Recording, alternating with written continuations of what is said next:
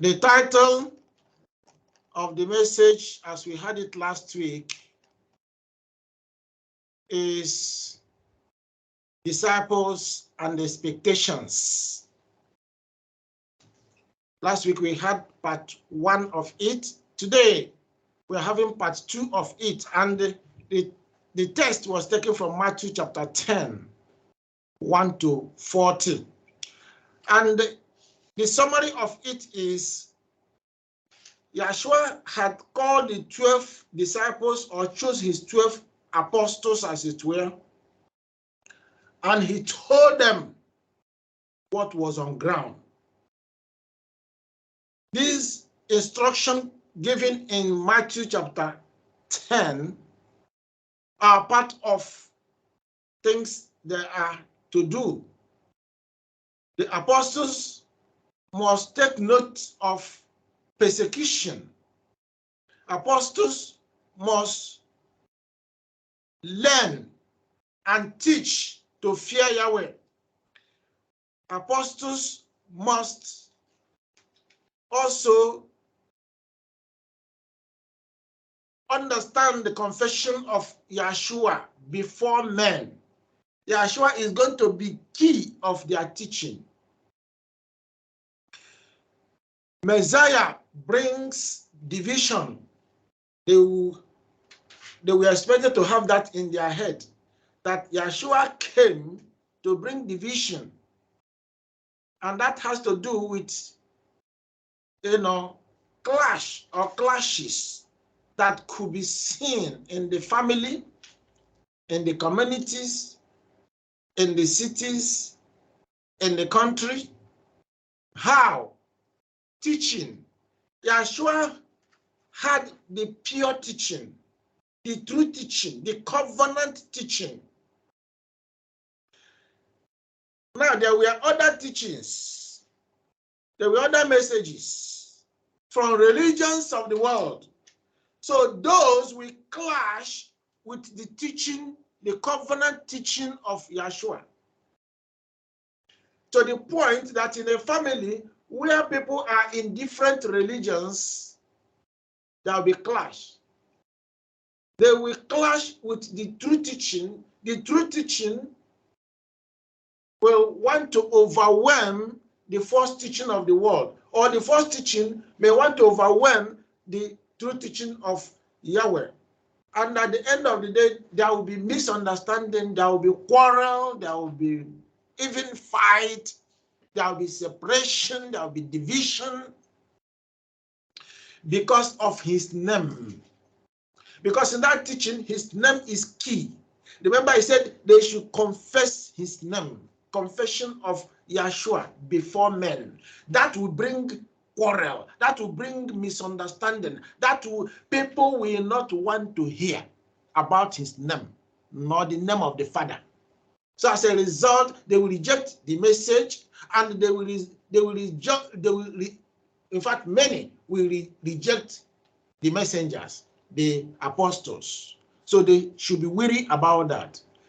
Now, number 5 thing they have to take notice of is that they should go and do this work, but they will not do it with hunger. Yahweh is going to feed them. Yahweh is going to make a way for them. And Yahweh does that through the ministry that he opens up, that is the assembly. They are going to take care of them. So these were the instructions that we read in Matthew chapter 10. And that was the beginning of the message or the assignment he gave to the apostles.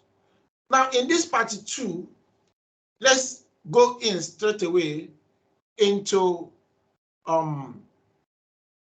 the second part there, which has to do with fear of Yahweh. But before then, let me give us instruction from Yahweh. If we want to do well, if we want to serve Yahweh, if we don't want to move away from the covenant teaching, which Yeshua taught.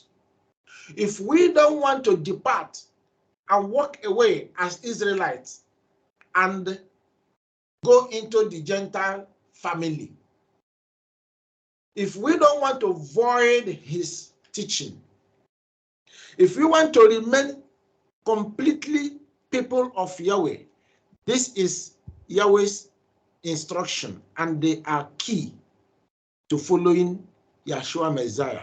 They are key to making it into the kingdom. They are key or secret to serve Yahweh. So these are what we must always remember. Deuteronomy chapter 4 verse 2, Yahweh said, he was talking to Israel. This is when they were still in the wilderness, when he was teaching them, telling them how they will serve him to the end, how they will serve him and they inherit or occupy the land of Israel, how they will serve him and they will be head and not tail, how they will serve him and they will be blessed, how they will serve him and enemies will not have upper hand against them. Rather, they will have upper hand against their enemies, subdue their enemies, and dispossess their enemies, even their own lands, the lands of their enemies. So this is only way to keep going with Yahweh forever and ever. Deuteronomy chapter 4 verse 2, Yahweh said, you, that is Israel, an Israelite is talking to now, you shall not add to the word which I command you, nor take from it, that you may keep the commandments of Yahweh your Father, which I command you, is key to our faith. What does he say? What did he say here? He said, add none of your word. Do not add to his commandment, to his word, to his instruction. Don't add. Don't subtract. Don't take away. Now, Deuteronomy chapter 12, 32, he seemed to repeat it there. Whatever I command you, be careful to observe it. Be careful to observe it. Be diligent. Watch out so that you don't add or subtract. You shall not add to it nor take away from it. In Galatians chapter 3 verse 15, we read, brethren, I speak in the manner of men, though it is only a man's covenant. Yet if it is confirmed, no one annuls or adds to it. That is, if you are speaking the word of Yahweh, if you are teaching the word of Yahweh, teach the word of Yahweh. Don't add your own, don't subtract your own. Yes, many times we have our opinion, we have our thinking, we have our own word, but don't allow your own word to corrupt the word of Yahweh. Don't add to the word of Yahweh. Don't subtract from the word of Yahweh. Don't interpret the word of Yahweh. The word of Yahweh must be interpreted by his own word, because it's a little here, a little there, a little here, a little there. Whether it's from old covenant or new covenant, take them. By the time you piece them together, they will pass on the message of Yahweh. Don't begin to interpret it from your head. So that is the message there. Now, Yeshua now himself told us what we are to do in this new covenant time. John chapter 14, 21, 23 to 24, he said, he who has my commandments and keeps them, it is he who loves me. And he who loves me will be loved by my Father, and I will love him and manifest myself to him. Love of Yeshua. The love of Yeshua is showcased by keeping his commandments. That is what is called love. The commandment is the commandments of the Father. Once we keep it, we showcase the love of Yeshua. We showcase the love of the Father. And that is how he avails his spirit in us to work with us. Verse 23.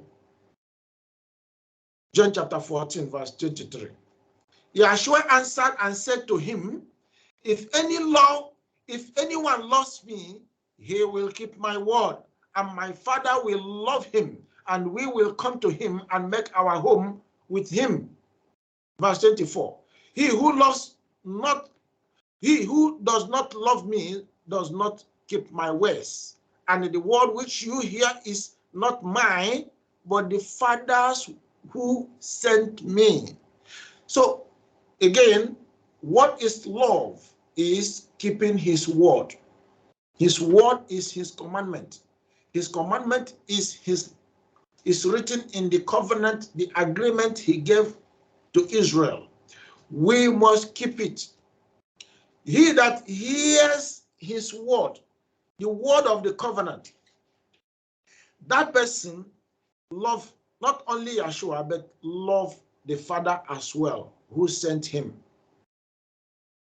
So, in a nutshell, Yahweh wants us never to alter or change Yahweh's instructions or laws. I guess we have to put that in our ears and in our heart, so that we must believe at all times the word of Yahweh to be true and teach it as given to us, not to add, not to subtract. Now, in Matthew chapter 10, from verse 27 to 31, we read the following. Whatever I tell you in the dark, speak in the light. And what you hear in the ear, preach on the housetops. And do not fear those who kill the body, but cannot kill the soul. But rather fear Yahweh. Fear he that created you, who is able to destroy both soul and body in hell. Are not 2 sparrows sold for a copper coin, and not one of them falls to the ground apart from your Father's will? But the very hairs of your head are all numbered. Do not fear, therefore you are of more value than many sparrows. The lesson to pick here is, in whatever that goes around you that may bring fear, do not fear the fear of this world. Do not fear anything except he that is your creator. Fear in this sense has to do with hearing Yahweh's word, observing Yahweh's word, and obeying Yahweh's word. We must learn to fear Yahweh. How?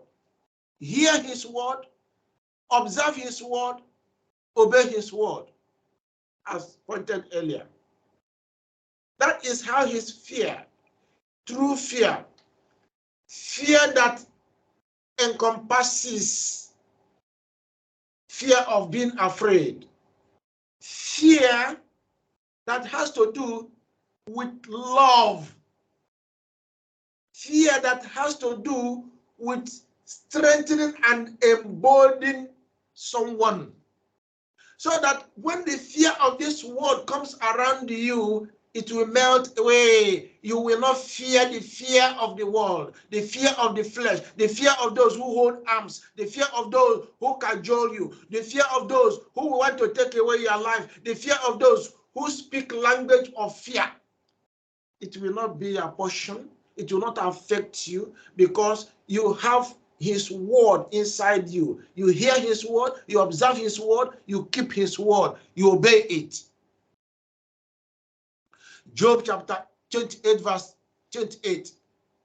And to no man he said, behold, the fear of Yahweh, that is wisdom. Do you want to have knowledge? Do you have to have understanding? More so, do you want to have wisdom?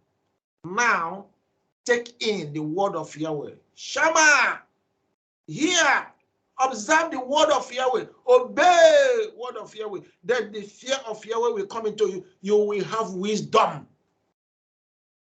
You can never have wisdom, can never read the word of Yahweh, understand this. You can never read the word of Yahweh, internalize it, until you make the word of Yahweh part and parcel of you by hearing, observing it, and doing it. So when you have the fear of Yahweh, you'll be able to depart from evil. Let me read Job 28, verse 28 once again. And to man, he said, to man, to us all, behold the fear of Yahweh. That is wisdom. And to depart from evil is understanding. When you fear Yahweh, he will teach you to do what? To know what is evil and know how to depart from it. And that is perfect understanding.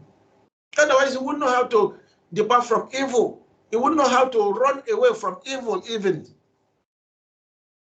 Then, taking the word of Yahweh. That is perfect instruction on how to fear Yahweh. Psalm 111, verse 10. Psalm 111, verse 10. The fear of Yahweh is the beginning of wisdom. A good understanding have all those who do his commandments. His praise endures forever. Can you see how to have the fear of Yahweh? A good understanding have all those who do his commandments.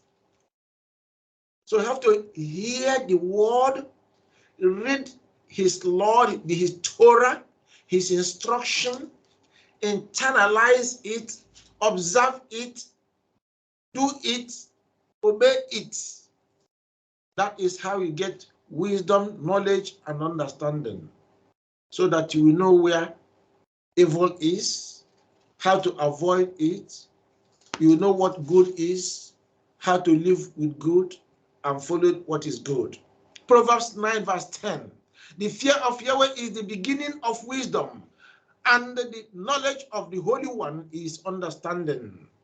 This is the message that Yeshua, tried to impart to the disciples. How they must fear Yahweh, how they will teach the fear of Yahweh, is by instructing the people to key in to the word of Yahweh, observe it, and do it. They will get wisdom by doing that. Proverbs 15, verse 33. The fear of Yahweh is instruction for wisdom, and before honor comes humility. Proverbs 1, verse 7. The fear of Yahweh is the beginning of knowledge. Fools despise wisdom and instruction. Fools do not read the scriptures. Fools do not want to read and internalize. Fools read, even when they read at all, they read it like literature. They read it like man's writing. They take in and it, fizzles out from their ears. It doesn't go in, doesn't sink in, because they are not into learning it. When you learn it, it enters, it induces, it brings into you the love, the perfect love of Yahweh that keeps you into what is called fear of Yahweh. You will know how to honor him. And what that does in you is to constantly give you wisdom. Proverbs 10:27. The fear of Yahweh prolongs life, but the years of the wicked will be shortened.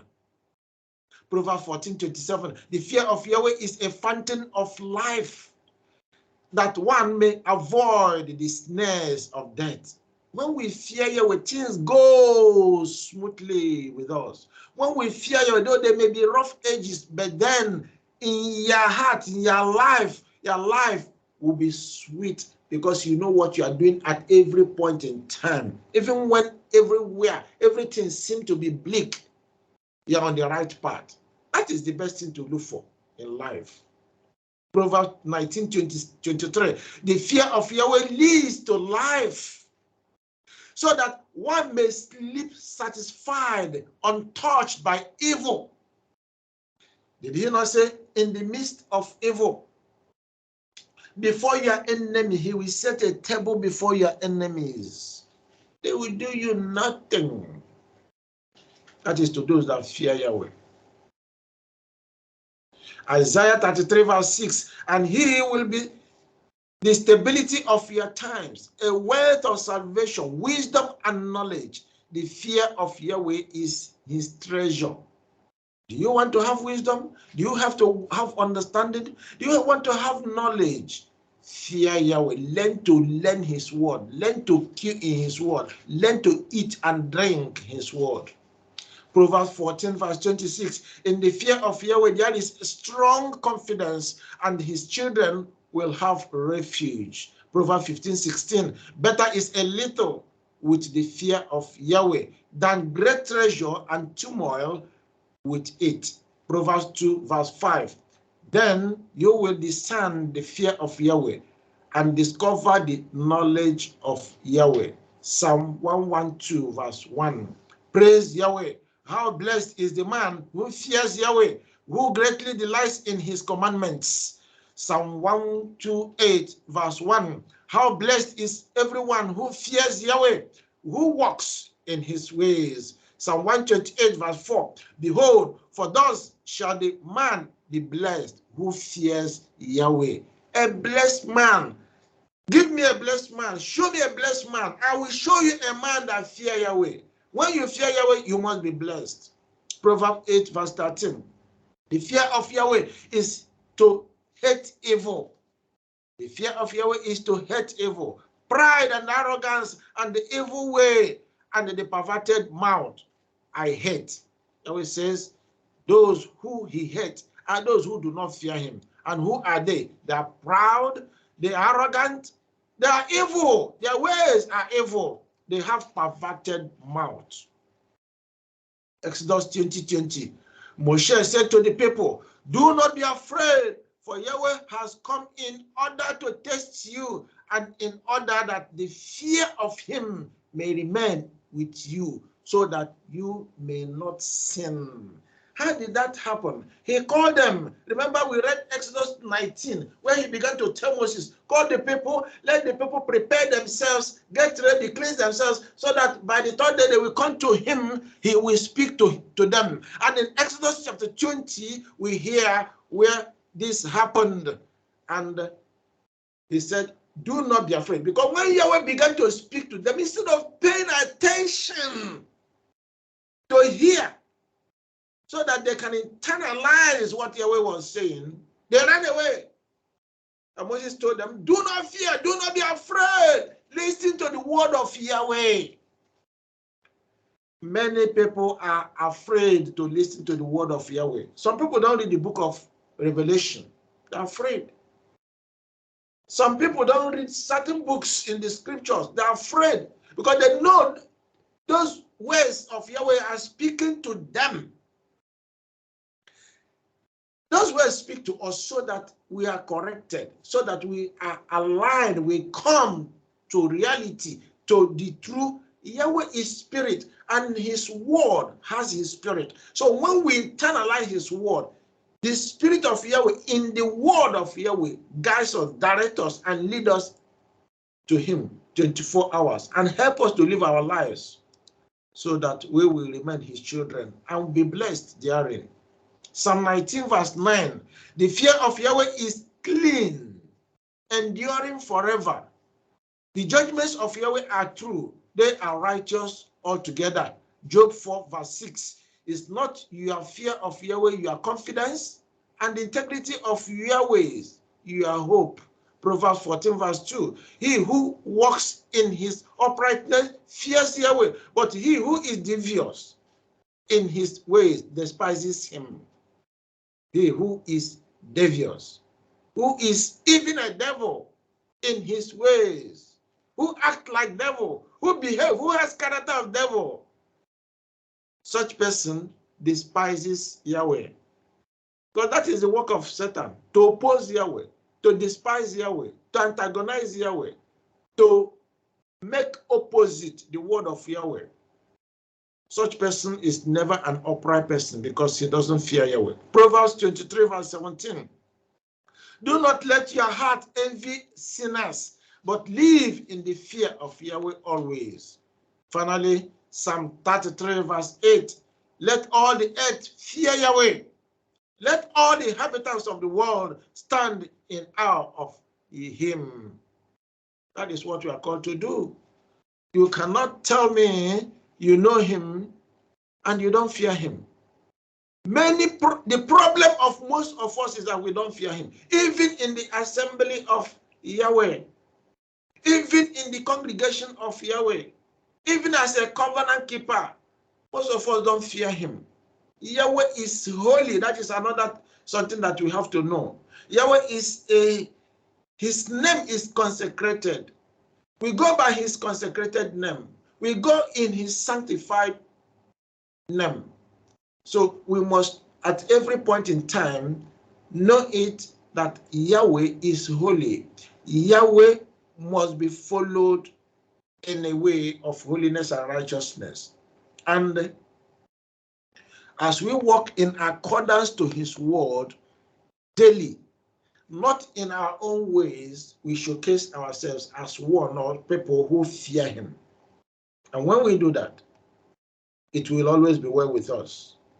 That is the teaching of Yeshua Messiah to his apostles, which they will impart or must impart to the hearers, to those who they are training to become part of Israel. Now, let us look at the third information he gave to them. Confession of Yeshua before men, Matthew 10, 32 to 33. Therefore, whoever confesses me before men, him I will confess before my Father who is in heaven. But whosoever denies me before men, him will I also deny before my Father who is in heaven. Many people do not want to hear. Many people do not want to speak. Many people do not even want to name his name. Many people hate to even praise by his name or through his name. Many people don't want to call his name. Many people don't want to utter his name. But he commands us to call upon his name, pray in his name, praise his name, worship him, serve him. Our service must be based on his name. People have closed their ears concerning Yeshua Messiah. People do not want to do anything with him.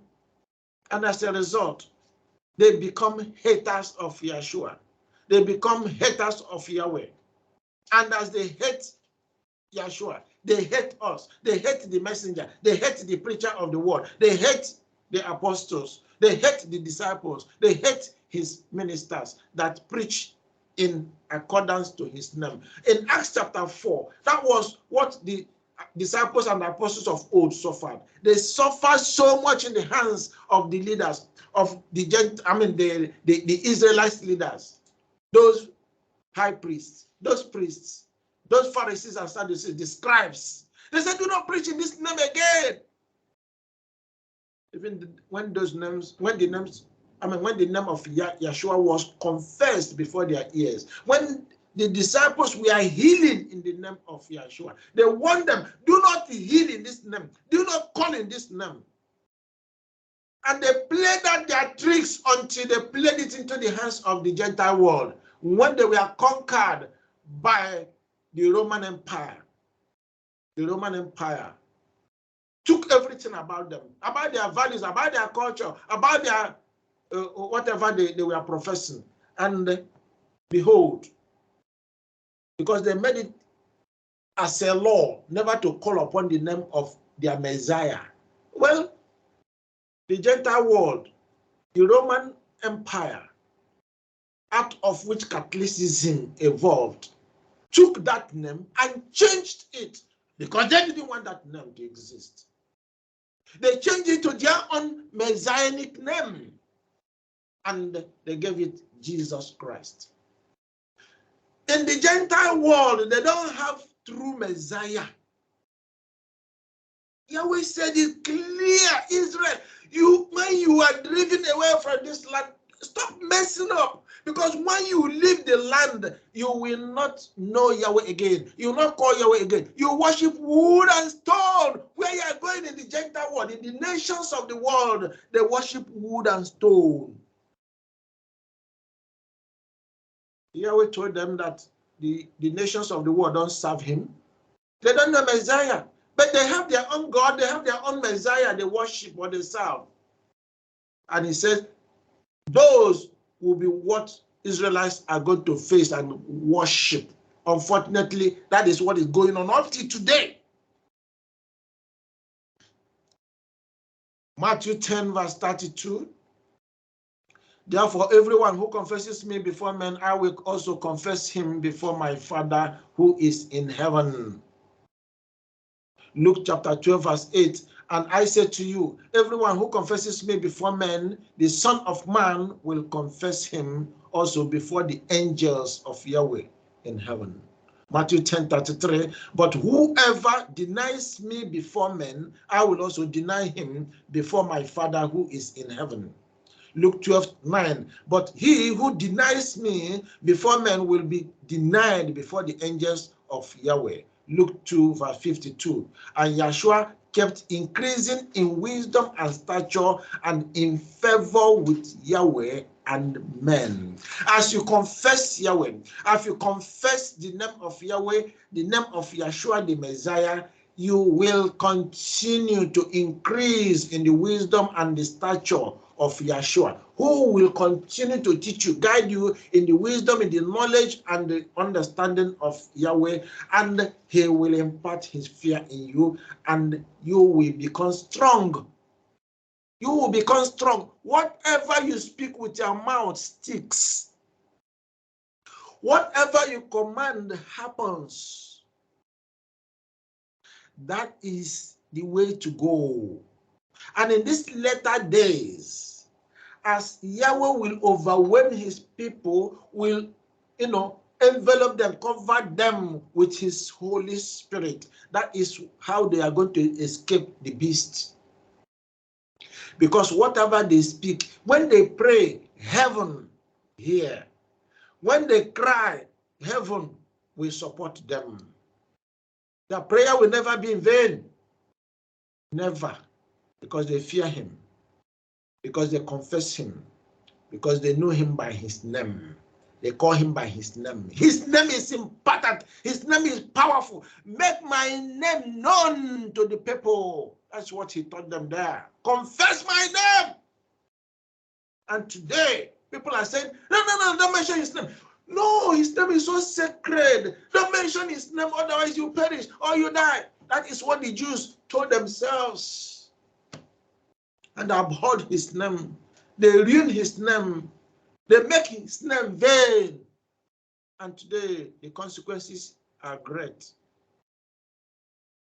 Matthew chapter 4, verse 19. And he said to them, follow me, and I will make you fishers of men.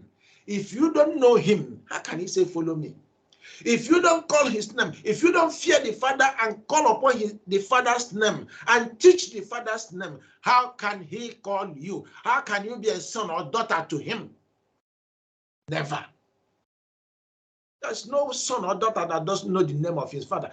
Our Father said, know me, know my name. My people shall know my name. That's what he told them. Isaiah 56, I think. My people shall know my name.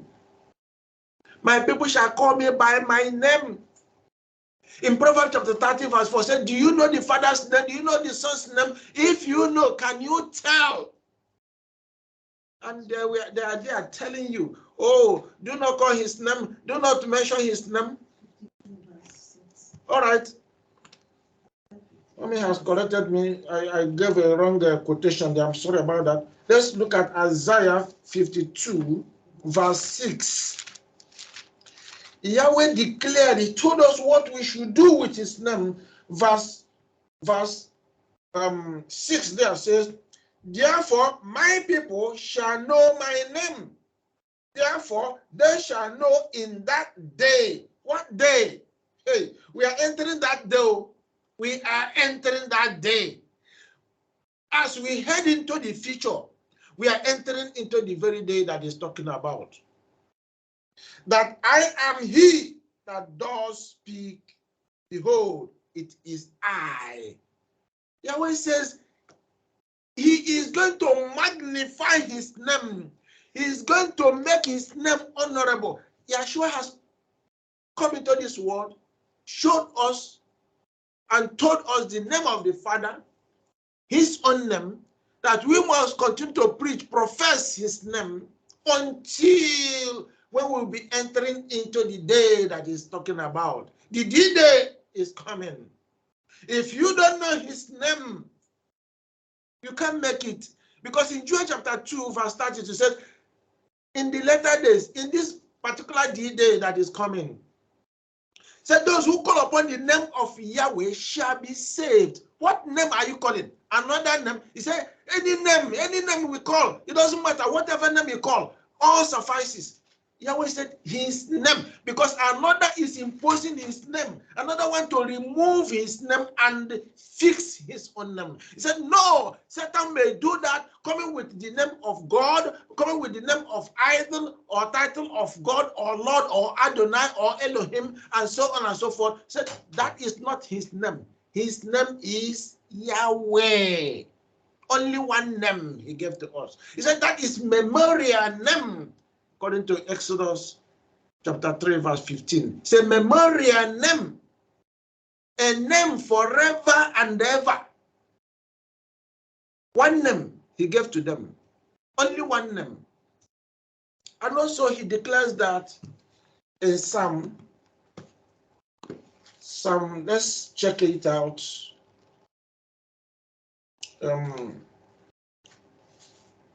Psalm 1, let me declare. Psalm 135, verse 13. Thy name, O Yahweh, endureth forever, and your memorial, that is your memorial name, O Yahweh, throughout all generations. This is disclosed also in Exodus 3, verse 15, Isaiah 42, verse 8, Hosea 12, verse 5. Yahweh's name is one, not two. Though there may be titles that suggest his creative power, his creative authority. Yes, those are titles that in most cases we ascribe to him by human beings. Through what he created, through the act of his creation, such names were, described or were found to predict what he did in the time past. It's allowed in as much as they point to him, title. But he gave us one name only. One name only. But Satan came and diffused, remove that name and insert his name so that it will appear as if the name, the title that Satan gave is the true title or true name. No. Yahweh has only one name.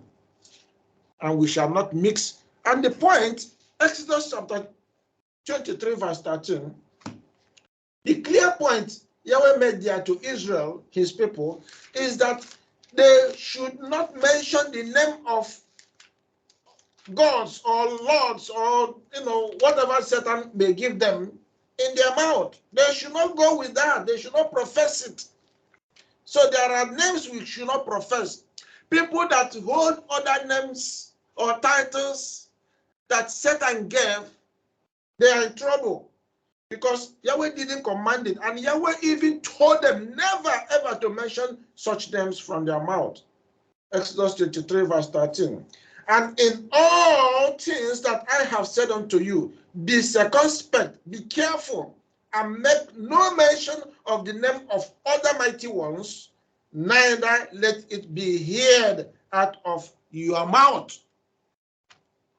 So many Bible versions, Yahweh commands that in Joshua chapter 23, verse 7, Job 16, verse 4, Psalm 16, verse 4, Psalm 96, verse 5, Proverbs 16, verse 4, Isaiah 26, 13, Isaiah 42, verse 8. Do not mix his name. Do not, put his name with names of another, names of gods, idols, images, or something that is not, he did not command. Whatever you are imposing on his name negates his name, defies his name, and that breaks the third commandment. That destroys the third commandment. You make such, you cause his name to be in vain. Ruin, vain is ruin. When one insert title or name upon the name of Yahweh, it nullifies, it cancels out the name of Yahweh. The person makes it vain, ruins it. And he says, such title that they profess will never save them. Because Yahweh placed a curse. Whoever that will do that will have a curse upon his or her head. Now,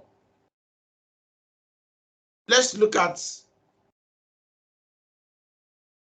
Acts chapter 24, verse 16. It says, in view of this, I also do my best to maintain always a blameless conscience, both before Yahweh and before men. Before men. This is in professing Yahweh, in professing Yeshua. When you do that, you will live with a clear conscience, a blameless conscience before Yahweh and before men. Do what he asks you to do, and Yahweh will approve of your message. Yahweh will approve of your sonship, of your daughterhood. Yahweh will approve of your relationship with him, and he will be happy with you. Psalm 32, verse 5.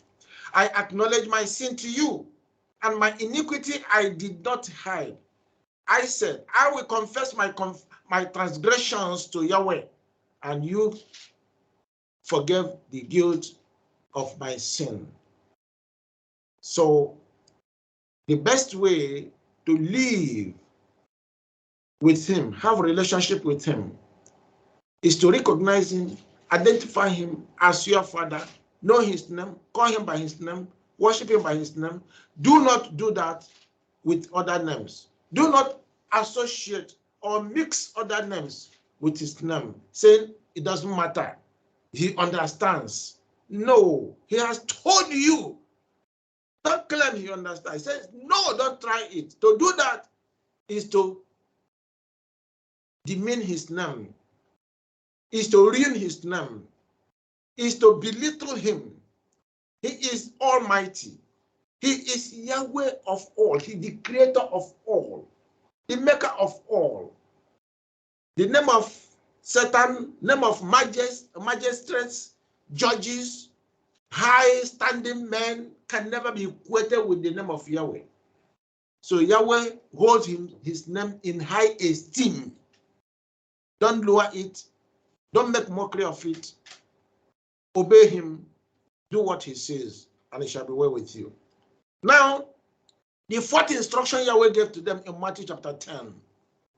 Messiah brings sword or division. Clash of Torah will happen. Clash of Torah with Talmud and other religious, instruction manual will happen. And those religious instruction will clash with Torah, will clash with covenant teaching, and that will bring division, that will bring sword.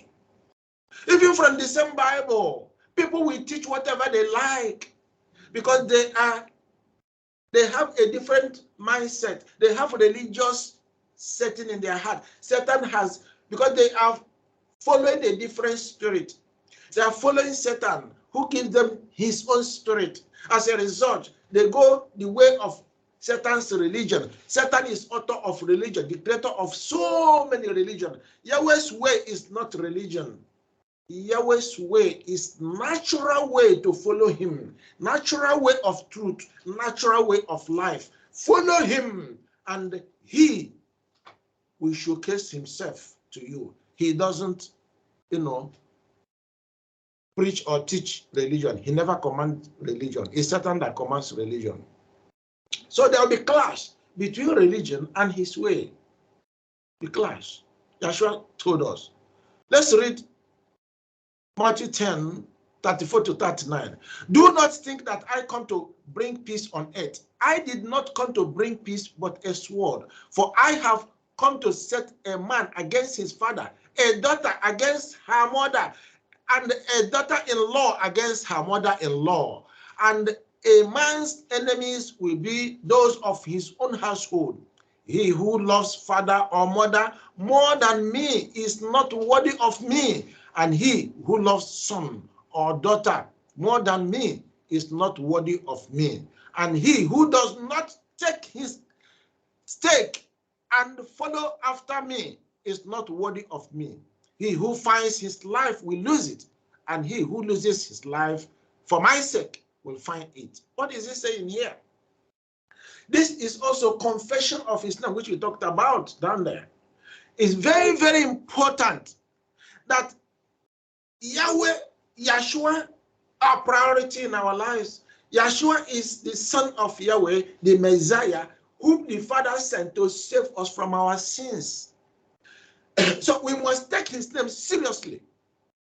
We must, as a matter of fact and a matter of urgency, make his name priority in our life before every other thing. It's him first. We choose him first. We reckon with him first. We go for him first before anything. Even we love him more than our own self. That is his teaching. That is his commandment. Because he is our life. Our life is not in us. It's not in our hands. He is the life we live. We move, we live in his life, his own life. That's what he's trying to let us know. By ons, Adam and Eve lived there. At a point, they began to live a life of their own. That's why Satan was able to whisk them away, made them to, come into his own terrain, into his own way of evil. We're not supposed to do that. We're supposed to submit totally to him. We're supposed to commit our lives to him. We're supposed to, our life is defined by him. Our life is defined by his name. We're supposed to live. We're his instrument. We are his slaves, if you like. Do this. Yes, sir. Don't do this. Yes, sir. That is the way to go. Don't listen to another. Another will influence you. Another will break that relationship he has with you. Don't listen to another. So whether it is father, whether it is mother, whether it is daughter-in-law, whether it's mother-in-law, whether it's father-in-law, any member of household, Yahweh and Yeshua comes first. Yeshua is priority. We should not go after another. We should not love another beyond him. Romans 16, verse 17. Now I urge you, brethren, keep your eye on those who cause dissensions and hindrances contrary to the teaching which you learned, and turn away from them, because they will bring problem. Anybody that teach what Yeshua never taught, at the end of the day will cause trouble, will cause problem, will cause frictions. Don't teach what he didn't teach. Because what Yeshua taught us is what he heard from the Father, what the Father gave to him. And it must be from the covenant book.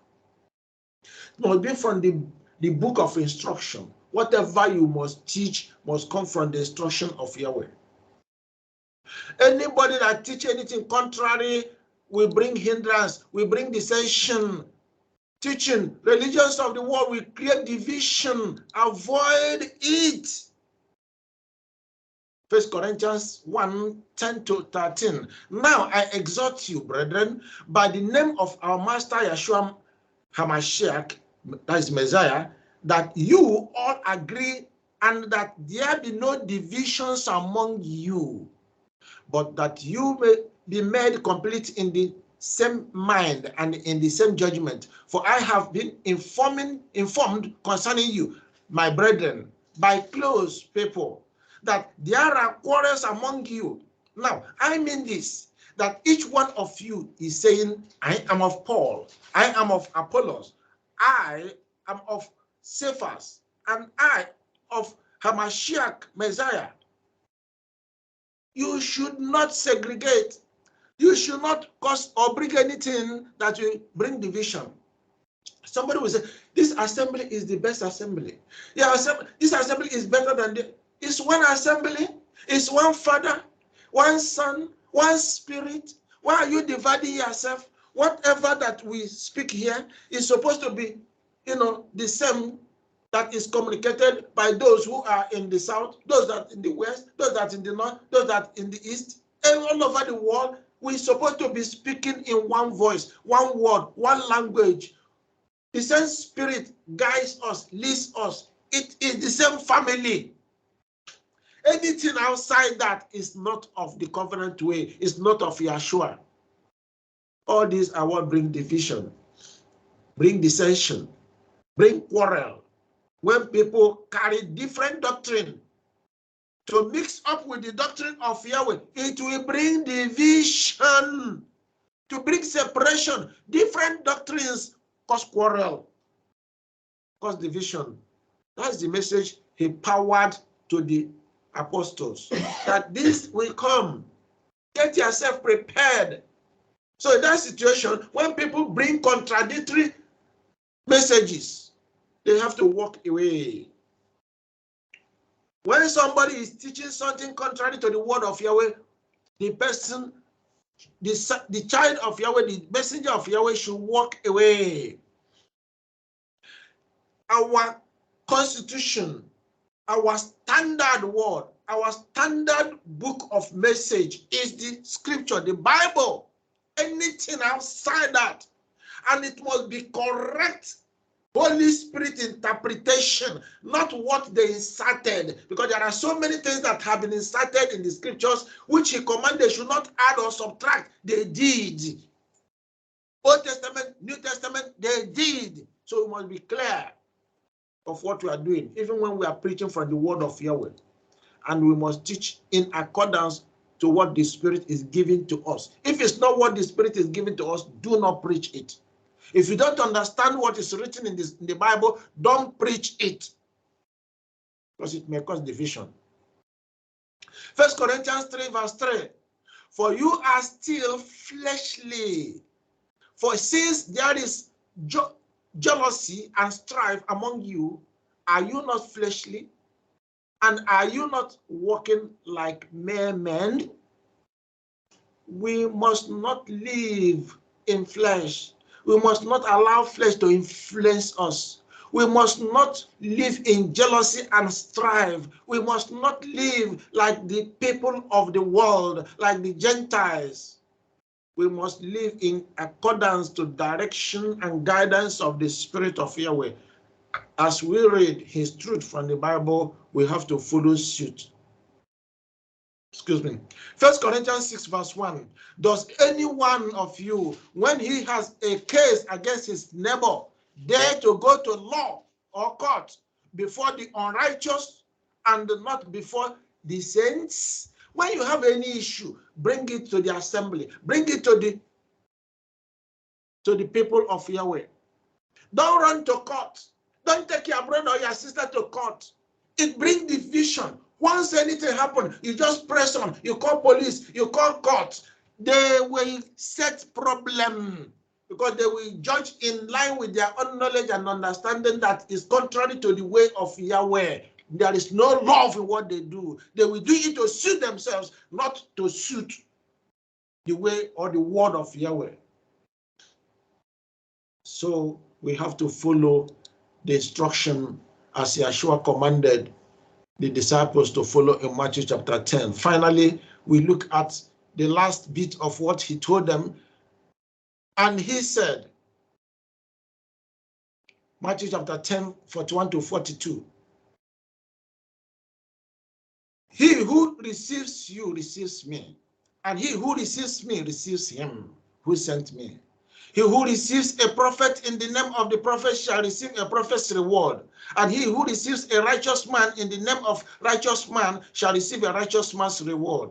And whoever gives one of these, that is the apostle, the disciple, the messengers of Yahweh, one of these little ones, only a cup of cold water in the name of a disciple, assuredly, I say to you, he shall by no means lose his reward. What is he saying? Apart from receiving 1/10 of tithes, Yahweh commands that in any share of possession or in the assembly, his priests, his pastors should receive and utilize what belongs to him. In the olden days, in the old covenant time, the priests, the men of Yahweh, the Levites, were paid, were given what belonged to Yahweh, and that is tithes. That was coming from tithe. As time goes on, particularly in this New Testament time, because the office of the high priest rests in Yeshua. Now, Yeshua appoints to himself pastors, evangelists, teachers,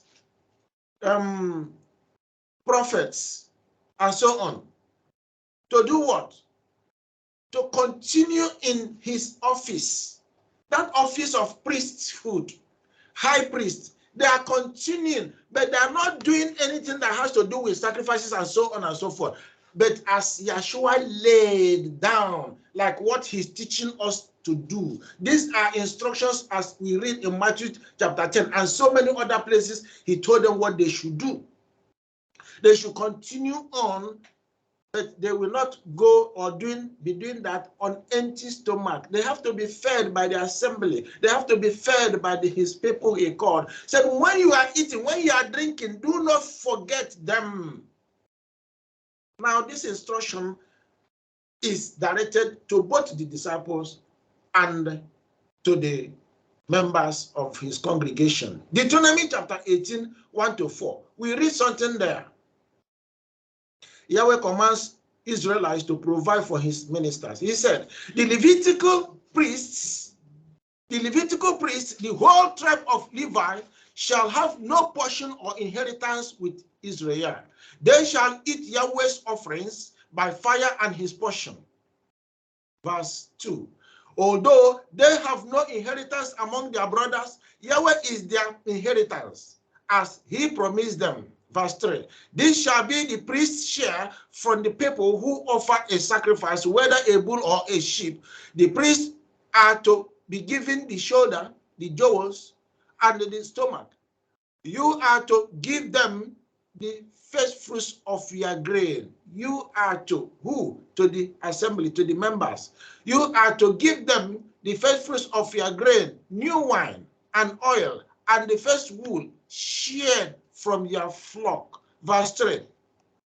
And this shall be the priest's due from the people, from them that offer a sacrifice, whether it be ox or sheep, and they shall give to the priest the shoulder and the two cheeks and the mole, that is the stomach. Deuteronomy 18 verse 3 there. Now, what he is saying as what obtained in the time of Old Covenant was that whatever, when they go out and do offering or sacrifice, there are portions that are for Yahweh. All those portions that are for Yahweh, the priest will take them, and the priest will also take what belongs their own portion, because priests used to have, and congregation will take their own portion. That was then. Yahweh stated how it will work. What of in the New Testament? In the New Testament, they are not forgotten. The tithe is not removed. The tithe generally is for the work to be done in these latter days. They are not receiving the tithe as it were, because the high priest is supposed to be collecting it and distribute to the other priests and so on.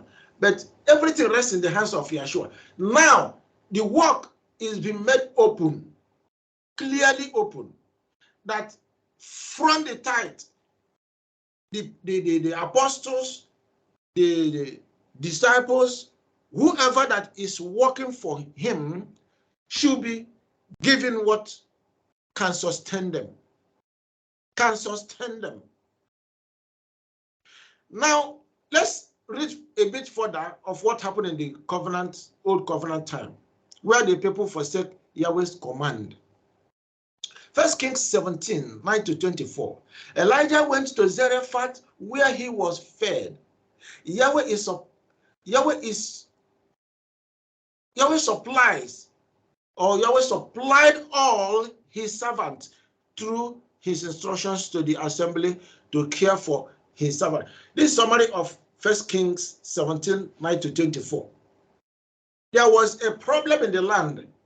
Why? The people were not doing what Yahweh commanded. As he said, do not worship idol and all those stuff. They were worshiping idol, doing whatever they liked, which Yahweh hated. They hated the word of Yahweh. They were following the idols, the teachings of the Gentile brought into the land, by Ahab and the wife, Jezebel.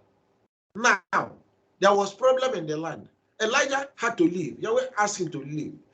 Now he went into a different land, another land, the land of Zarephath, where Yahweh instructed a woman to feed Elijah.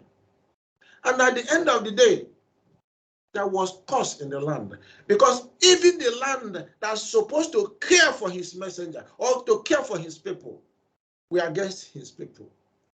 And the land even suffered the more. Apart from the fact that they forsake Yahweh, they forsook his messenger. In 2 Kings chapter 4, 8-37, Elisha went to Shunem land, where a noble woman cared for him.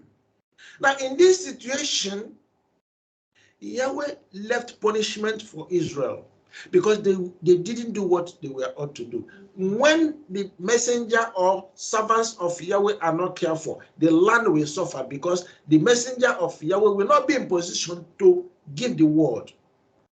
He may be chasing. Yahweh said they should not go out to work. They should not go out to do some other things, so that they will find time with Yahweh, and Yahweh will guide them. Yahweh will tell them how they will direct his people. So while they are in the field chasing food and all that, Yahweh will not have time for them. As a result, the people will suffer spiritually. And that is how dilapidation, spiritual dilapidation takes place. Before you know it, the people will be doing something, that Yahweh never commanded. The whole of them, both the priests and so on, will go haywire. We leave the way of Yahweh. The same thing is happening even today, unfortunately. The same thing is happening today. What sustains us in assembly of living Yahweh is offering and tithe. And some of us don't pay our offering and tithe. If we are to pay our offering and tithe, the messenger, the appointee of Yahweh, will sit down and do the work of Yahweh. But guess what? The reverse is the case. I hope we should read the word of Yahweh, follow his instruction. It's all about his instruction. Following what he said, not to add or subtract. That way, Yahweh blesses us. That way, Yahweh relates with us. That way, Yahweh will not hide something. Even when trouble is coming, Yahweh will let us know in advance. Secrets, he releases secrets. Who are those whom Yahweh withhold his secret? They are those who are not obeying him. He will ignore them. Even when trouble, when deluge is coming against them, it will overtake them. And in this latter day, that's why many Israelites are going to perish, because they are provoking Yahweh to anger. They are not walking in accordance to the word of Yahweh, and are going to suffer it. May that not be our portion. May we learn to understand. May we learn to obey. May we learn to follow his instruction. May we learn to, follow him, so that we will not even be dictating for Yahweh. And when we do so, Yahweh will, in his love and kindness, bless us and keep us to follow his ways. In a nutshell, Yahshua has given us key as his messengers, how to go about professing him, professing the good news, teaching the good news about the kingdom.